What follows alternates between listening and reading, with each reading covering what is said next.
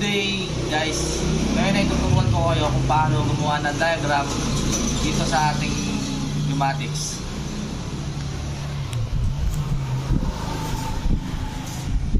Ngayon guys, meron na kasi akong ginawang diagram dito na simpleng diagram lang para mapa-under natin itong pneumatics. So muna guys, maglalagay muna tayo ng relay. Itong mga to, relay yung mga yan. Tapos ano natin siya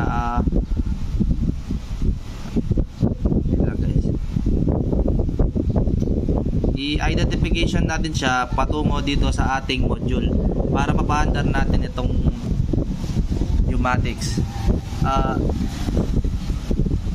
Itong relay na itong isang relay na to ay nilagay ko siya dito sa unang module.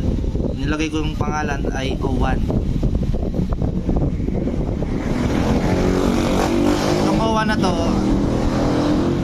ay gagalaw ito, pupunta dito, pupunta siyang ganyan.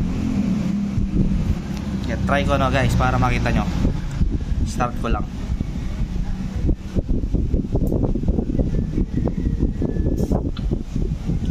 Ito guys, pipindutin ko tong O1 under yung cylinder. Yan guys, sumandar siya guys. Para mapabalik naman natin siya, ito naman, itong isa, nilagay ko tong isang relay na to, identification ko siya dito sa module na nilagay ko pangalan O2.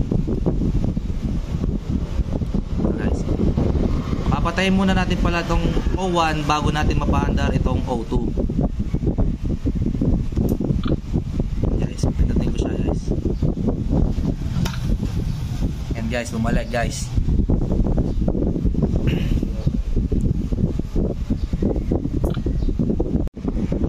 Ito namang O3 guys, bababa naman siya sa ating cylinder. It means ito yun guys, bababa siyang ganyan guys. Yan yun guys, anong mangyayari. Pipindutin ko lang. Yan guys, bumaba siya guys.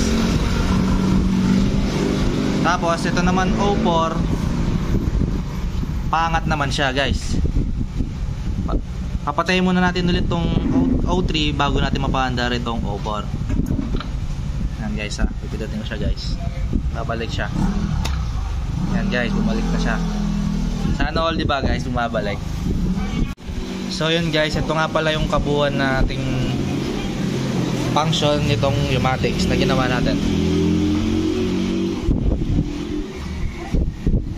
Yan guys, una,